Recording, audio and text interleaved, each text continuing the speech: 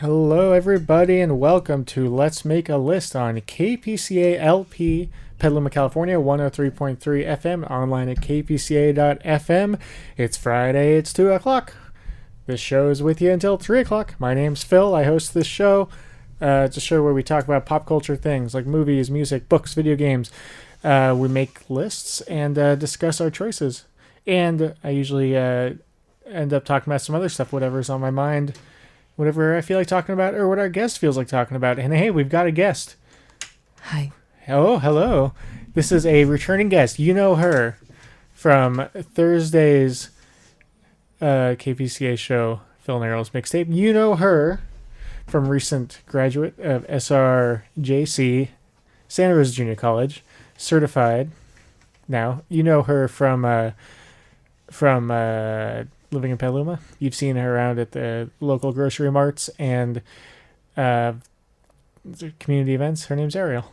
Hi. Hey, Ariel. Did I represent you well there? I believe so, yes. All right, cool. So today is a special day because we're going to be talking about Pixar movies. And here's the thing that is special about that. I've only seen half the Pixar movies. I read online about them. I read the list. There are 20. I've seen 10. So that's something. So it's not going to be definitive, but it's going to be good. And I'm going to talk about our favorite Pixar movies in order from least favorite to favorite. Do you know how many you have on yours? You're working on it right now.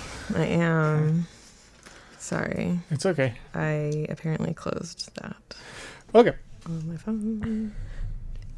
Well, we can get to it in a little bit. 10. 10. Nice. We both have 10. Perfect. Yes. And they're not the same. I know that because I know there's at least one you saw that I have not seen. Mm-hmm. I thought you saw the ones I've seen. I feel like there maybe should be 11 on yours. We'll find out. Maybe not, though. All right. Oh my God. We'll get there. Okay, so before then, I have to let everyone know something. Uh-oh. Errol, do you hear that? What? It sounds like something scary is going on.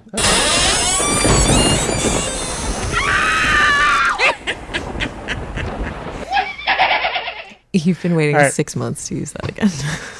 Yeah, I didn't want to wait any longer. That's just a preview of what you might expect this Halloween. Oh, nice. Thanks. It seemed like the appropriate time to do that for some reason. Okay.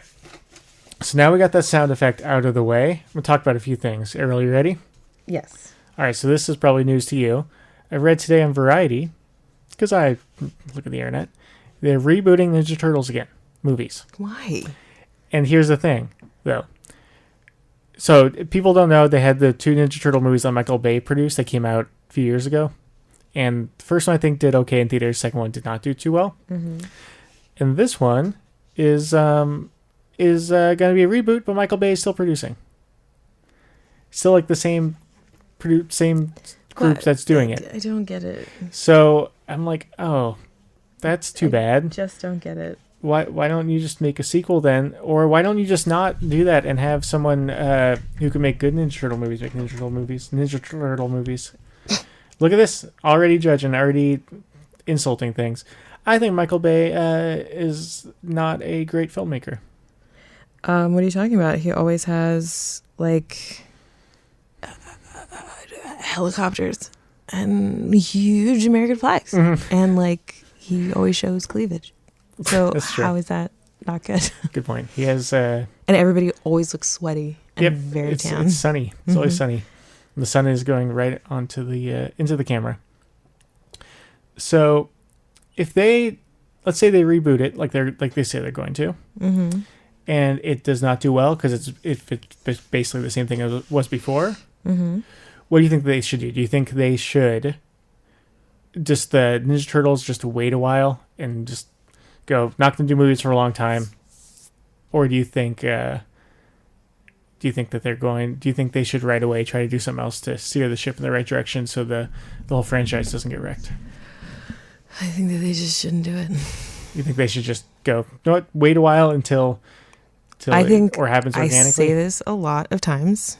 Go into a library, close your eyes, spin in a circle, point at a book, pick it up, and turn that into a movie, because there's so many ideas out there. To just keep rehashing the same thing over and over and over again is so stupid, because you just like, I don't want to hear another version of this story for a while. Okay. Like, just do something new. Like, make it so that people really care. Stop banking only on nostalgia. Right. Like, ugh. But then if there's something that a franchise or characters you like, Mm-hmm. and like Star Wars, we want them to keep doing these Star Wars movies. I do, but like they also have the budget to keep doing that and keep doing other stuff. Right. Whereas like Michael Bay is just sitting back, putting his feet up and just doing the same thing, where it's like just constantly doing Transformers, constantly doing Ninja Turtles. Right. Well, let's do another Well, that's what I'm Transformers.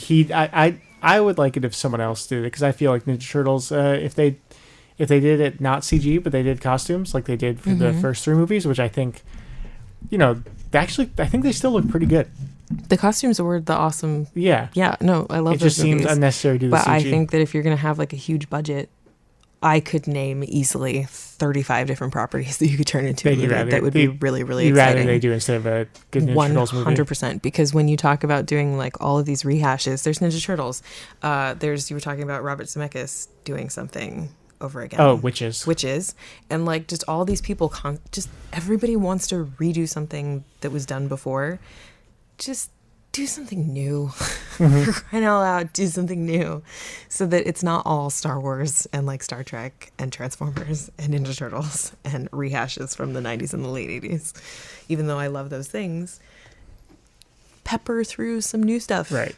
Like, there's so much good stuff out there that it like makes me angry that nobody will finance them being made into movies, but they will redo the 17th Ninja Turtle movie. Right.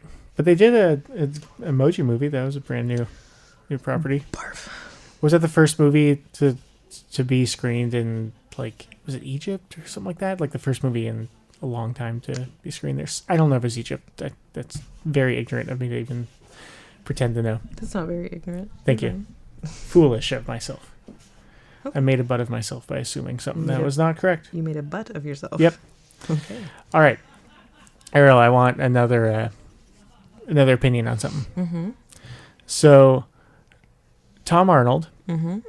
has apparently recently they announced that he's doing a show with Vice or Viceland, whatever it is, about finding Trump tapes and trying to, I guess, what's the word?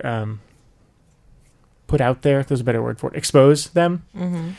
And he posted a picture recently of him with Michael Cohen, and he's saying that they are working together to bring down Trump. Do you think this is my question for you? So, do you think that it is a good idea? Let's say. Oh, you're busy doing something. Go ahead, I'm listening. Okay, so let's say that. Some people are saying, "Oh, they're making a show out of it. Mm-hmm. They should do this. Is serious stuff. It's not entertainment. They should, if they find actual information, they should just expose it and work with authorities and do that." And I think that's true. But then, because we live in a money-driven society, I could see that because with this, the Vice go saying this is a way we can make money, and so if Vice. If they weren't doing it with a TV station, would they be able to get the funding, and would Tom Arnold be able to get the funding and the connections to actually do this? And I'm going, maybe not, because people just do things if there's a way to make money off of it. Right. So I'm curious. At first I'm just like, they're making this into a show. They're just exploiting this, and this is more important. But I'm like, maybe that's the only way these kind of things will get done. Like, yes, obviously Mueller and the FBI, and they're doing a full, huge investigation and everything. But I think the more people diving into this and trying to actually expose corruption and crimes is good. And so I just think it's kind of interesting. And I wonder if that actually... At first, yeah. I wonder what your thoughts are. Do you think that it's a good thing that's happening, or do you think it is lame because there's people making money off of this important, horrible stuff? Well, the truth is that we are a capitalist society, so no matter what, people are going to look how they can look out for themselves and make money for themselves. Right. And I think that if it gets the story out there, and if it gets the story out there objectively, which is something that we actually spoke about a lot last night after we finished The Staircase on Netflix, then I say just get the story out however you can, especially if you're relaying the facts. Right. And like, if it means that you're going to do it like super theatrically, but your information is still true, fine. If you're going to do it theatrically and you're going to put a spin on it, go yourself. Yeah. But otherwise, like, get information out there. And we're such like also an entertainment driven society that like I think the only way that you can get people engaged in really depressing things that they want to look away from, because as soon as they get engaged in it, they get engaged in reality, and reality bums you out. It's just true. And none of us want to be bummed out. If you have to resort to being entertaining while you're telling people what's happening, do it. Yeah. Does that answer it? It does. Cool. It does. I don't know. It's weird. And then I go, well, even no matter what they expose, is it actually going to matter? You know what I mean? Yeah. Because people will just. Here's another thing. People might not take it seriously if it's on a TV show like that. But for Tom Arnold, I think that that's not even necessarily like a true concern, because people take whatever is given to them. Like a lot of people, the majority of people take whatever is told to them at face value as fact.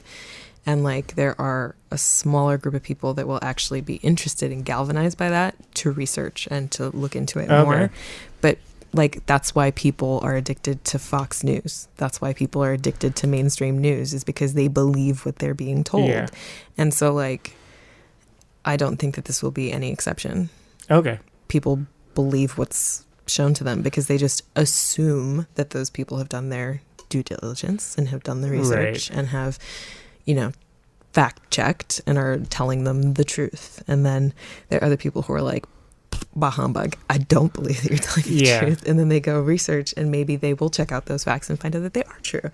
And then they'll be interested and want to be engaged in that story, that reality. Yeah. I think that people are really dumb en masse because they just want to shut off their brains, and they just want people to tell them a story. And that can be either a true story or a false story, a Ninja Turtles or a Trump. And they'll just believe whatever they're told.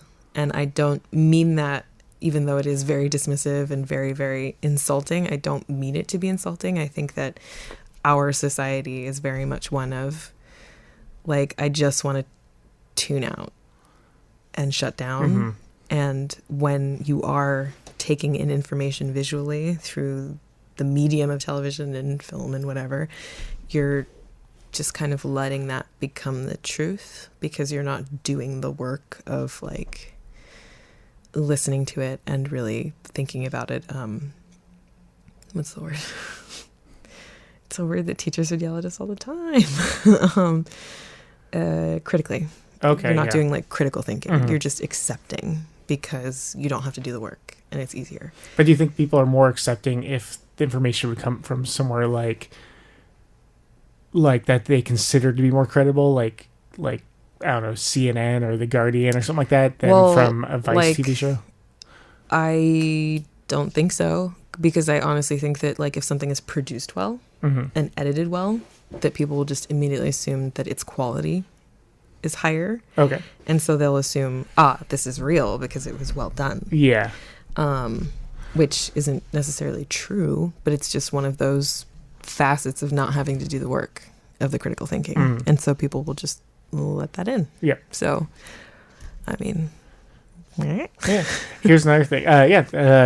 Richard, do you think, even though politics and then pop culture are so intertwined now and mixed, or really that Trump is famous because he's a reality TV star and he's president, do you think that now that is just the world we live in, and if actual political news comes out through reality shows and things like that. Mm-hmm. Do you think that's something that we should embrace in a way and go, that's just the way it is now, that's how it shouldn't fight it? Or do you think things like this Tom Arnold show is something that continues to blend what people consider to be real and fake, and it's actually dangerous and harmful to actual information getting people? Do you know what I mean? Like, because there are people will just, like, reality TV, it's called reality TV, but then so often it's there's nothing real about it. Yeah, but people, it just becomes blended now, where it's like you don't know what's real and what isn't, and just because the way things are produced and because all the major news organizations and stuff there are lots of examples of how, lack of a better word, bad they are. Mm-hmm.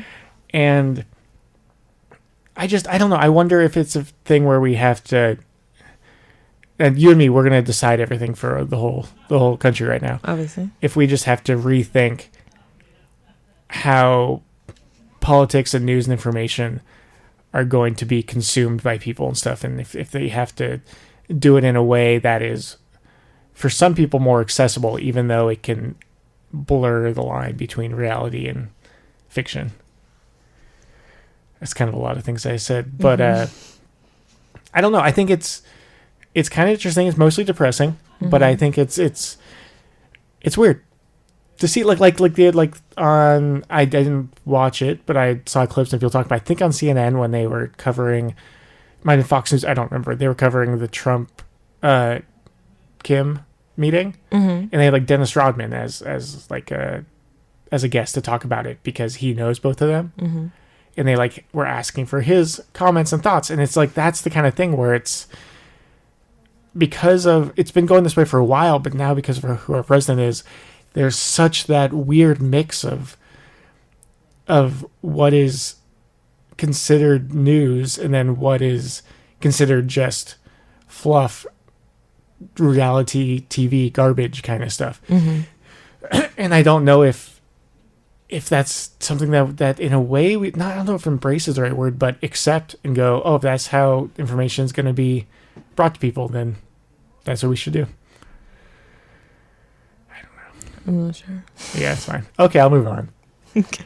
I thought it was weird how my initial thought when I read about this Tom Arnold show was one thing, and then just within a few minutes of thinking about it and reading about it, I was going all over the place. My opinions were changing like crazy. And yeah, this is the show where we analyze media and then say a lot of stuff and then go, wait, what did I say? I don't know. And then look at you and hope that you could interpret it somehow or decipher it. Yep. So are you done with your Pixar list? I am done with my Pixar list. I think that no matter what, anytime that you and I have a conversation about politics, you are coming from a place of more optimism and surprise than I ever am. I'm always accepting of the fact that, like, people are stupid and they will definitely lean towards doing the wrong thing before they will ever do the right thing. Right. I wouldn't say I'm surprised about this. It was more of a, not necessarily this specifically, but right. I'm talking about in general, on average, when you and I are talking about politics, you are more surprised because you think people will do better. I think that you hope that people will do better, but it's like I'm going to use the election as an example. I was like, don't say that there's no way. And you would be like, there's no way. Oh, I didn't say that. I was yes, not. You did. No. There were a few times where you said, like, there's no way that this could, like, actually happen, right? And I'm not saying that you're naive or anything. Oh, that was like early in the primaries. I know. But, like, what I'm saying is, at the heart of it, that usually you and I are coming from these conversations from two different perspectives where you have more hope and optimism in you than I do. And I'm like, yeah, I'm not surprised by that. Oh, okay. Yeah. Which I think that you can't argue with. Maybe direct quotes. What? Because that's how you talk. But, like, I feel like I'm a pretty cynical person. You are a cynical person, but when it comes down to the reality in 2018 of what people will do that should not be doing super awful things, there are times when you are, like, shocked and, like, freshly upset by it, which is not a bad thing. But I'm just like, Yeah. Of course somebody would do something awful who has like the power and the money to do something awful. And I'm saying that you're a pure human being. Accept my compliment. It's a backhanded compliment. Thank you. It's like, yeah, like 90% compliment, 10% saying I'm very naive. You're not very naive, but you're not naive. Yeah. It's just that you hope that people will do the right thing. Yeah. And then when they don't, you're bummed out because they didn't do the right thing. And I go, of course they didn't do the right thing. Because I think a lot of people in power are garbage. Yeah. Regardless of the face they want to show. Me too. On a magazine cover. Yeah. No, I agree totally. No, you're a naive baby. You don't know what you're talking about. Shh. Leave the conversation to the big people. All right. Well, jumped into politics for a while. Very kind of broad. We didn't talk about that many specifics. Here's another thing. Politics related. Errol, do you think that I'm saying this after you talk about it for 15 minutes. Do you think this show, even though it's a pop culture show, do you think because where we are now, it's appropriate for us to talk about politics on the show? I think it's always appropriate to talk about politics. People will disagree with me on that. I agree with you. But I think that if you don't talk about real stuff at the dinner table, then what are you really talking about? I think that you can talk about your family. I think you can talk about your day, but you're also kind of like creating a safety bubble that at sometimes should not be safe because you're not living in a safe world. You're living like in whatever county you're living in, whatever color of your skin, you could be living in a bubble because you won't experience things that other people will experience. But like, you should talk about the reality of the world that you are living in. And maybe not all the time. Sometimes we need breaks from that. But to shut that down, I think is silly. I thought it was rude to talk about religion or politics at the with dinner anybody. Table? Yeah. Ever. Yeah. You're supposed to not talk about that. Yeah. And I agree to like a point of like if what you're saying is clearly insulting, if you are denigrating somebody else's beliefs. But if you're actually entering into the conversation to have a conversation and to like walk away from it learning from the other person that you're talking with, or if you can overcome the anger that comes over you when people don't believe what you believe, if you can try to better yourself to have a respectful conversation, to enrich someone else and have them maybe enrich you, even if you walk away disagreeing on something, I think that it's worth trying. Right. And I think that that's meant for a superhuman that is not myself, because as you know, with people that I'm related to, I do not have common conversations with them. But that's also because they're not coming from a place of trying to understand or see anything or even research for themselves what's really happening in a situation. Yep. But I think when people talk about like religion and politics, and because I was kidding before and I was saying you shouldn't talk about it, obviously, but when there are people who talk about like, oh no, that's personal, that things talk about, I'm like, and they say because people get easily offended and you should respect people's beliefs. I'm like, well, that should apply to every topic. Every topic should be that way, where you should respect people's beliefs and stuff. But at the same time, you should be able to argue and disagree with people if you think that they're wrong, or you think that they are selfish or whatever. So when people separate religion and politics, and they go and they talk about these are these special things, I feel like that's not healthy, because then you're acting like whatever beliefs you have, extreme, whatever they are, they are equal, and they deserve the same respect other ones do. And it's like, I'm going, no. It's like with anything, like, I'm trying to think of something that,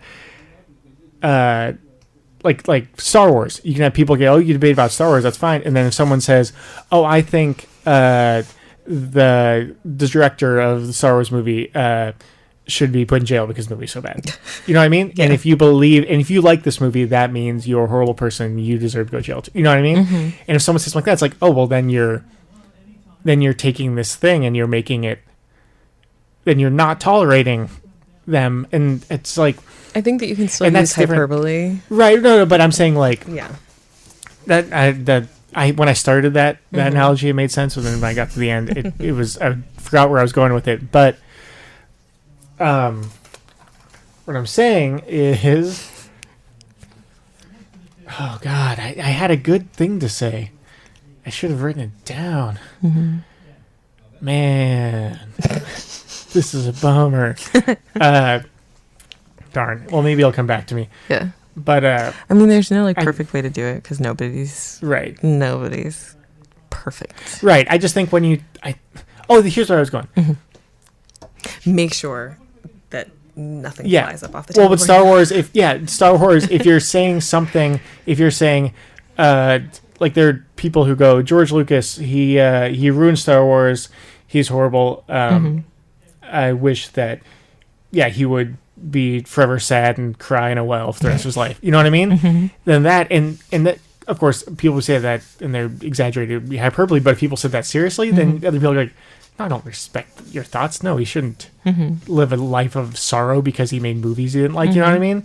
But then when it comes to politics and religion, people can say something as extreme, and yes, people disagree, but then people go, well, that's their opinion on that's their political stance. That's their religion, and that's because with religion and politics, nobody wants to get that personal because that's literally what wars are fought over. Right. And I think that's so stupid. And I think people shouldn't. And we're here like now. It's so precious. It's because of that rule not to talk about religion and politics over the table, because nobody talks about it. So nobody's developed a way of speaking about it. I mean, I'm sure that there are families out there and people who do manage to talk about these things in a healthy way when they disagree and like have arguments that are respectful, and that I'm not going to shout at you, and I'm also not going to break into hives because I'm so angry with you, but I am going to debate with you.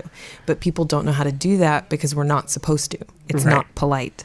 And there's a podcast that I love, My Favorite Murder, and one of their catchphrases is a bad word, politeness. And I suggest that you look that up, but I agree with it. I think politeness has a certain place. I think there's a time for it. But when it comes to things that matter, I think that it's so much better to be respectful in how you're approaching someone and going, you're a human being. I want to give you the base respect of you're a human, because that's what I would like to be reflected back to myself.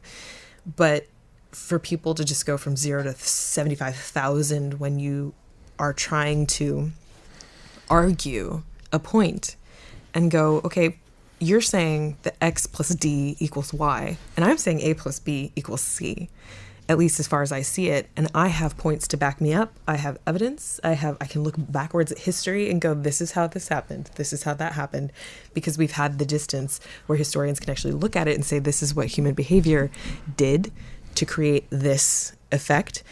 And you're just saying, but a magic lightning bolt struck this person between the eyes and they pressed a button and this unicorn exploded out of the ground. Okay, but where are your facts? Where are your, points of believing in that? Right. And people just don't want to do the work.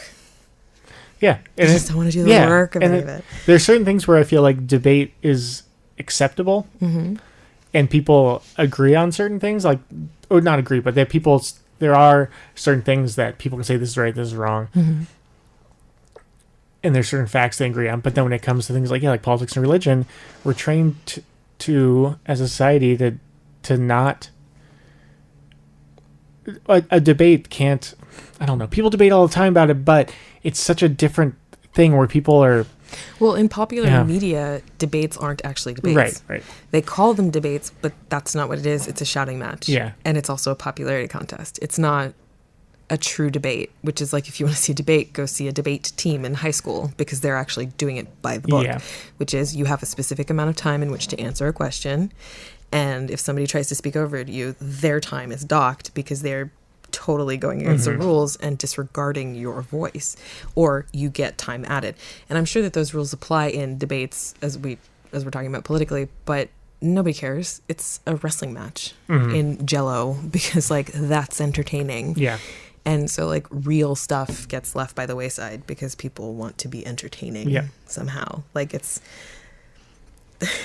just controlling people's expectations in a stupid way. And I'm also trying to sound smarter than I really am. But this is stuff that's just hard to talk about.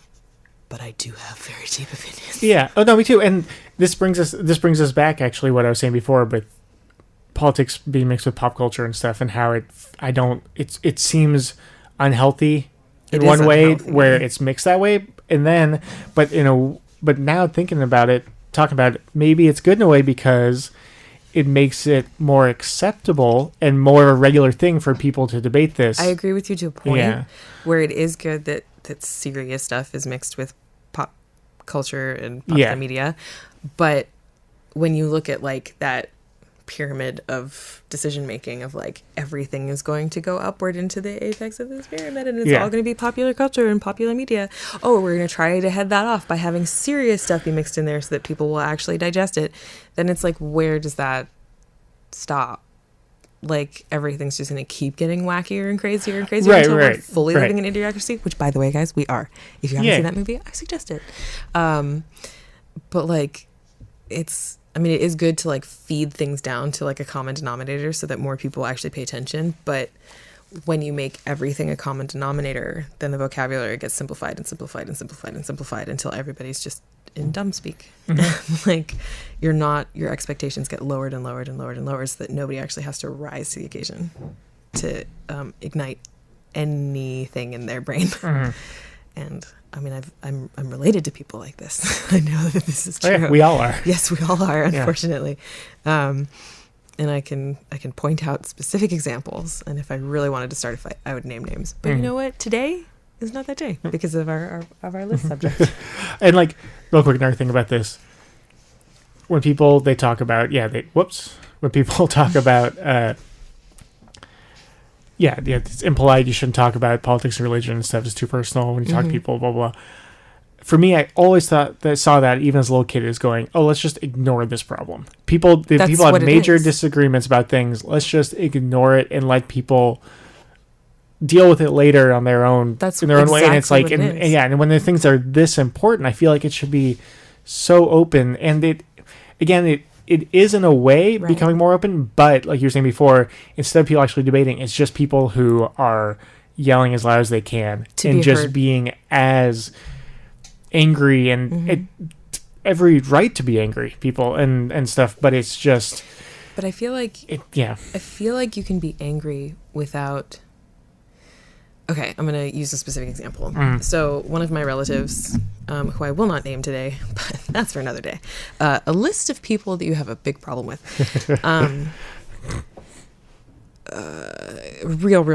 Real talk. I'm half white and half black, and I was raised within white culture. I can pass as white. People just assume that I am, or they assume that I'm Latina or Chicana. Like, they assume a lot of things. I feel like half the people I know, when they meet you, they go, yeah, obviously she's black. And half the people go like, I had no idea she was black. Yep. It's kind of interesting. A lot of people see it in my bone structure, and a lot of people see it, but a lot of people don't. But it is a reality. I have siblings who present as much darker than I do. They actually have melanin in their skin. And then I have siblings who are very white because they are white. They don't share that paternal bloodline. And someone on the white side of my family, a few someones, really, really, really live white privilege. They are not rich people, but they know that they will never be shot by a cop. They know that they will always get the service that they go in for because that's just how it is. They don't question the world around them because they've never had to. To them, the Black Panthers have always been a huge threat because they were black people wearing uniforms and carrying guns, but they never, ever had to think about why they were doing that, what their message came from, why they were a group saying we have power and we deserve to be given the same respect as other people, which is the right to live. Like, if this is America and it's such a great place, we should be able to live. That's like the most basic right, and we're not even afforded that. And I got into this huge conversation with this person about these things. And I'm sorry if I say anything incorrectly. Please always I'll correct tweet. You.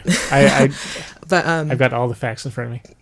The past election was, as everybody knows, very, very divisive because things that have been hidden from pop culture, they've been hidden in our school systems. Like, as far as we are being taught, people have still experienced it. But according to our school books, racism ended in like 1969. Right. Didn't you know that? And I definitely grew up in a bubble in Marin County. It was very, very safe. I grew up in a bubble. And I did not experience things that my siblings will have experienced in their lives. I did not experience things at all, even remotely close to people on the paternal side of my family will have ever experienced. Right. That's not my experience. But being half black and passing as white, I would like to use my privilege to be able to speak up in situations where I hear someone being incredibly ignorant. And ignorance can be cured. People don't want to be cured because they don't see themselves as ignorant. But this person is 1000% ignorant. And to confront things that she was saying and to call them what they are, which is bias, inherent bias, and to go further, racism, she just didn't want to hear it because it made her uncomfortable. Oh, but we're family. We look past that. No, we don't. If you're telling me that people that look like my siblings and people who are related, who are human beings, if you were telling me that people that I can look back in my family tree for generations and know that people have had these horrific experiences, that their life experience isn't worth the message, I exist and I deserve the right to exist without you trying to kill me and then getting away with it. If you're trying to tell me that that message is okay, that like these people don't matter, you're wrong. Yep. And then you spend the rest of your life talking about how much you love everyone around you because that's your religious focus. No, you don't. And I can show you where you are making missteps. And yes, that can be condescending depending on how you approach that message. But it's like, I will still try to have that conversation with you. And I will be so angry, but I will not yell at you because I want the outcome of you seeing something in what I'm saying. Oh, I get it. But that's not something that happens. So we don't talk anymore. Yep. Because I can't crack that code. And I don't know how when somebody just, you know, looks at you and says, I'm listening, but literally all they hear is wah, wah, wah, wah, wah, wah, wah. Like trying for years. Yep. Not worth it. It's just not worth it. I mean, it's like it is worth it, but it's also just you got to know when to start just got to know when to hold them. When to know when to fold them. We are not fine. going to have very much time. That's fine. Yeah. The list will be a quick, whatever. We'll just read them real quick. Yeah. I want, I've been looking for a new segment instead of my public domain movies. I think Real Talk with Ariel. I think Real Talk is good. I enjoy having Real Talk with you. Yeah. I want to try to find a way, because it does mix with pop culture and stuff so much. Well, especially like as you pointed out, media. How it's mixed in with popular media. Yeah. I think that that's an interesting focus. And like, if every week you look into something and see how it's specifically being weeded in or distilled so that people can understand, like I said before, the common denominator, I think that's an interesting thing to talk about. Cool. And it's for real a never-ending source of conversation. Yep. Because every day there's something bizarre that happens that can be pointed out. Yep. The way that the U.S. most people get their information, their news, is from from entertainment companies whose goal are to get money. Yeah, to get clicks. So there, that shows that they're going to be intertwined forever. Yep, in a crazy way. Until that pyramid of civilization just and then just all the bricks roll down to the base and we have to start over again at the wheel. Well, thank you, Ariel. Actually, one of the movies on my list can be tied back into that. Ooh. All right, well, we have to put an end to this segment and then move on to that. Ooh, it's actually number one on my list. That was Real Talk with Ariel. Oh, God. There's the whole thing. Real Talk with Ariel. Oh, God. So yeah, sorry everybody, and you're welcome. No, and, don't be. That's what I always hope. I like those kinds of talks. As long as we don't talk about this in our own house at our dinner table. Yeah. Well, things both of us, I think, grew up where we're open and encouraged to talk about this stuff anytime we want it. Yeah, so, I mean, I was raised by a single mother who probably would have gone crazy if she didn't talk to me like I was a person with a functioning brain. And so, like, from a very, very young age, she was like, "What do you think about this?" And then we talk about it. All right. So yeah, I've got. Should we start doing the list? I think so. All right, cool. Rob is in the studio. He's handing us something. All right. Thank you. Think you're up. The wheels of radio turn round and round and round. So yeah, just remember, guys. We're off. Okay, let me start over.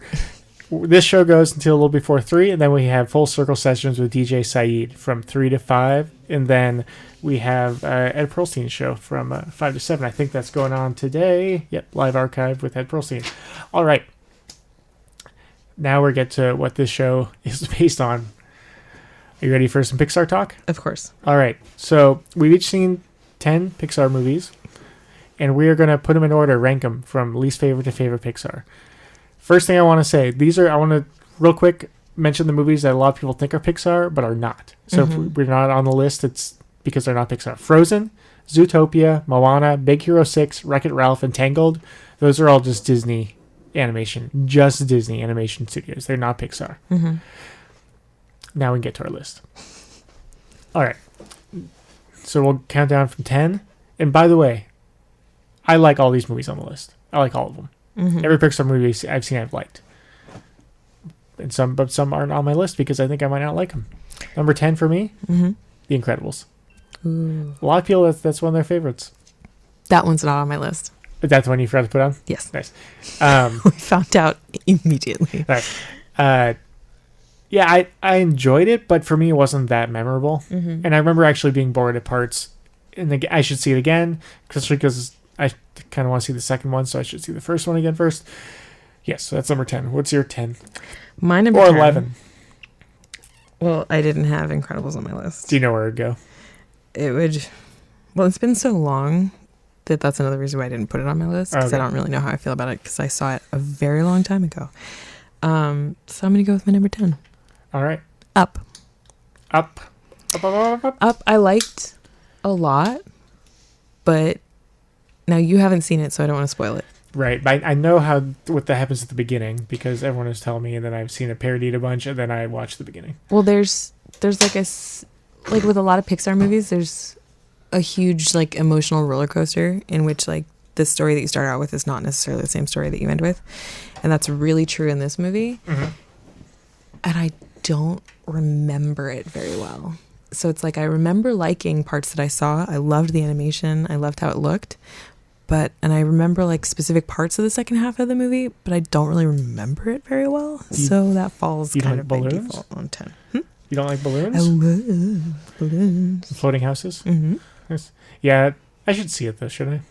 Probably. I think you should. Yeah. Because I mean, I one of the things that I love the most about Pixar movies is the style of them. How each one is its own little creature, and they're all just they're all beautiful looking. Yeah. Even if they take your heart, chew it, swallow it, digest it, and then spit it back out in your eye. There's some of the only movies we've talked about this before, modern movies that are actually family movies, and not just kids movies. All movies are either kids movies or Pixar movies. Yeah. My number 9, Monsters University. Nice. I enjoyed it. Don't have that one on my list because, again, I don't really remember it very well. Okay. I don't remember where I watched it. I think I might have watched it on a cruise. Is that the cruise or like on an airplane? Like on a flight to get to the cruise or to get It's cruise related. We know it's cruise related. The one cruise in our life that we will talk about. Yep. Every day, at least once. Maybe it was maybe we went to the movie theater and Tom Cruise was in the crowd with us. It was at that time? Yeah. Yeah. You mean when he sat on your lap and said, "Oh my God, I love balloons"? Yep. Different movie. And then I went up to him and I was like, "You're a cool guy. Just Scientology, come on." Mm-hmm. That's the one thing, but come on. All right. Religion, guys. We're talking about it. All right. What's your number 9? My number 9 is Finding Dory. I haven't seen it. I thought it was very sweet, but I was also kind of like, I'm not really like deeply emotionally engaged in this, which may be because of all my defenses that I've raised against Pixar attacking my emotions. Yep. I had a friend who saw it and he said that it was really good. And he said, I cried. And then like 10 seconds later, he's like, oh no, I'm kidding. I didn't cry. And I'm like, I can't tell if he was embarrassed that he admitted that or not. Potentially. Yeah. Then I said I cried like every Pixar movie I've seen. Yeah, but you're not afraid to admit that. And then he might think I was kidding. I don't know. All right. My number 8 is Monsters, Inc. Mm-hmm. Like it again. I like it. It's actually my number 8 too. It's got memorable parts, but it also just kind of felt like, that was just a solid regular Pixar movie. And it's like that one didn't necessarily like have a deep impact on me for whatever reason, but I liked that one too. Do you say that was your number 8? Yes, it was. Nice. Should we go number 7? Mm-hmm. Mine's Finding Nemo. I think we might have the same list. Okay, nice.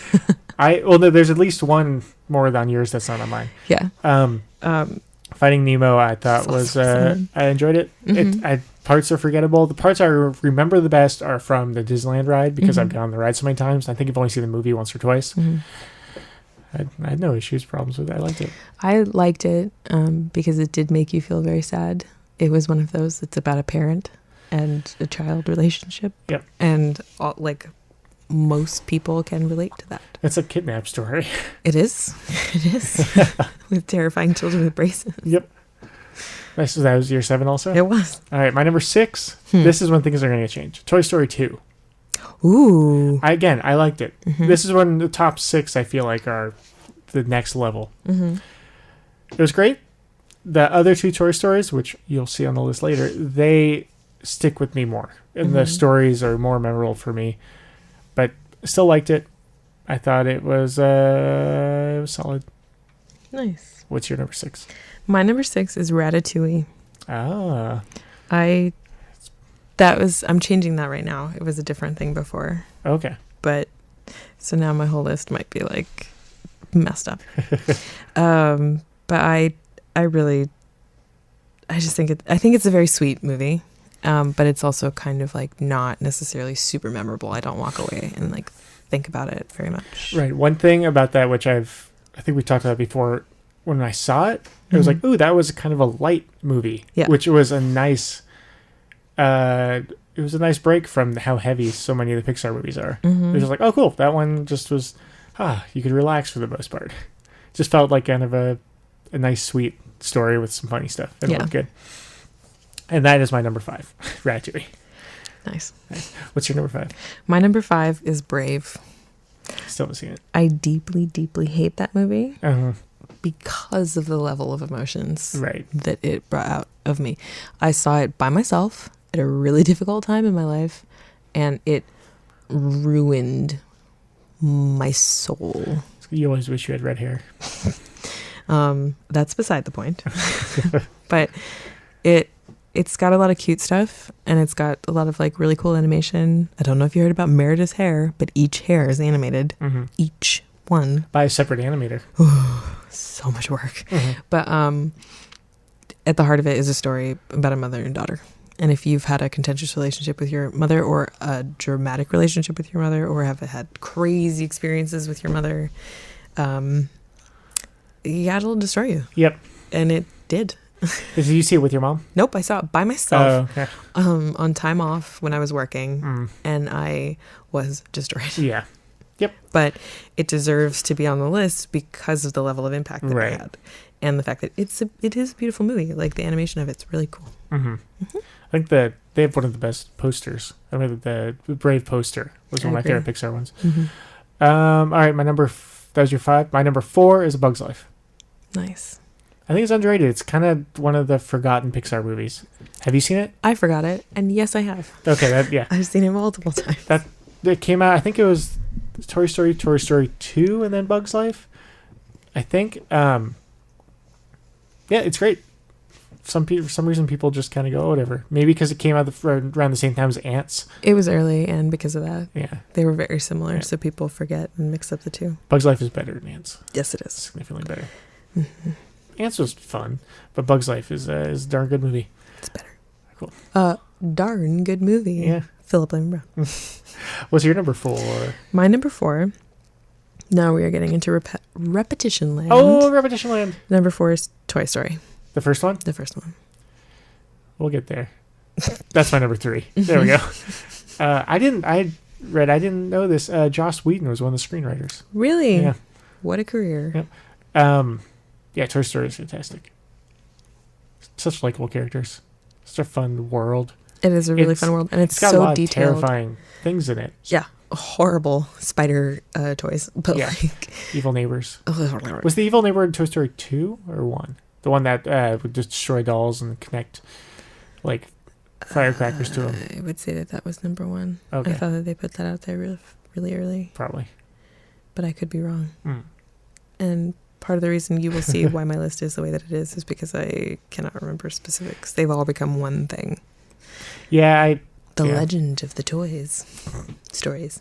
Nice. So I guess 1 and 2 I get kind of mixed up, and they're 3 spots apart for some reason. I just read the first one when it came out. It just felt like, it was the first probably animated movie that I really saw in a while that I liked, that I wasn't just like, whatever, it's fine. Because there was just, after like Aladdin, I kind of just, the Disney animated movies, I went like, I don't think they're for me anymore. And Toy Story went, gotcha.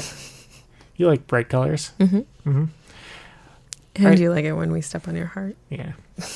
Well, what was your number 3? My number 3 is Toy Story 2. Ooh, Toy Story 2. You like it because it's got Jessie the cowgirl. I like Jessie. Yeah. It's a good movie. When you integrate westerns into almost anything, I'm there. You learn about Woody's past, kind of origins. His origins, I guess so. What's your number 2?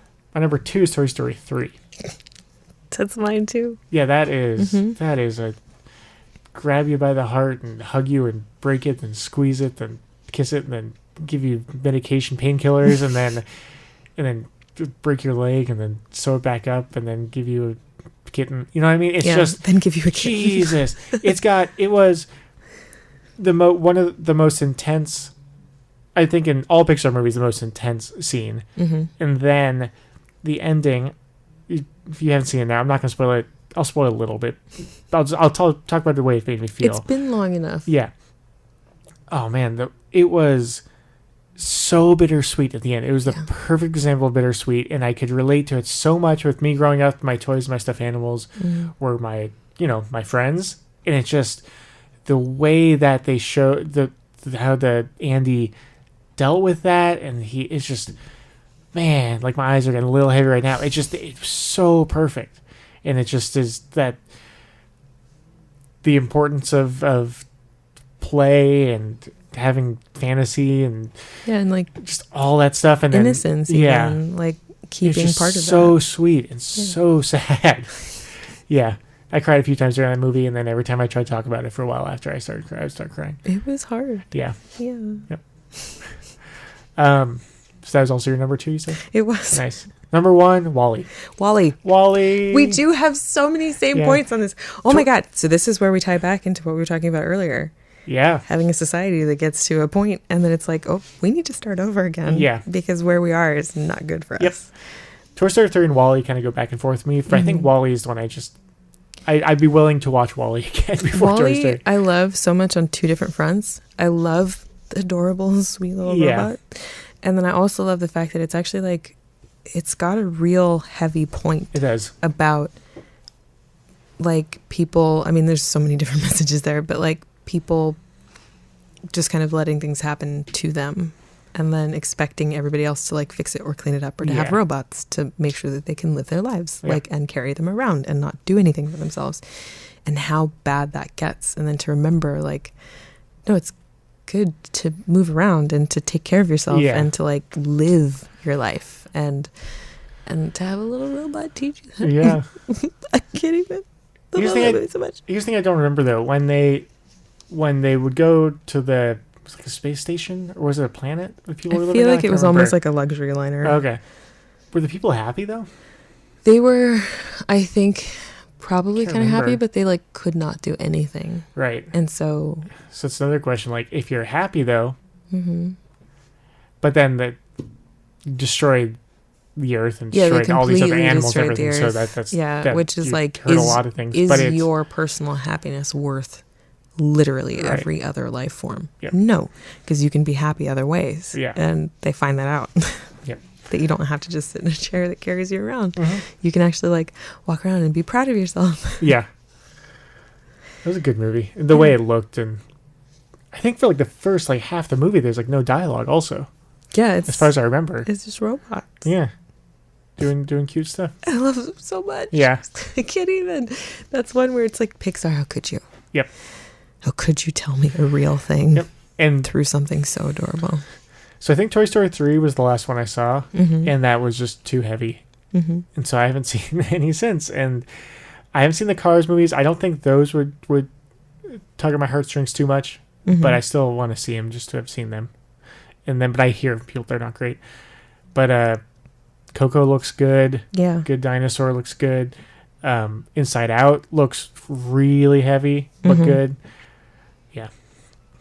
Yeah. I'll Apparently, there's a connection to Up and Inside Out. I was reading a little BuzzFeed thing where they're like little memory balls, and in 2 of the memory balls are really fuzzed out memories that are 2 scenes from Up. And somebody was like, that means that this all takes place in the universe, or that it's like a movie that she saw. And I was like, no, she could have been the woman reborn. Like, there is that too. Reincarnation. I was like, come on, man. Yeah. There's more options in this Pixar world. Come on. But I haven't seen the movie, so I don't know anything. Yeah. You know some things. Nothing. All right. Well, we'll end with that. Yeah. Nothing. A little bit of a heavy hearted episode. Yeah. Yeah, it's punch the mic, why don't you? Yeah. Yeah, we have similar tastes and things. But I like that we also don't have identical tastes. Me too. Nice. Wait till we get to Star Wars, guys. Just wait. That episode's coming one of these days. This is going to be my favorite. It's going to be intense. We're going to have a room full of people. It's probably like 6 or 7 people in here. I'm so excited. Yeah. We'll do Star Trek one too. And to everybody who's going to be a part of that, I will disagree with you, but I will not think less of you because we do not share the same opinions.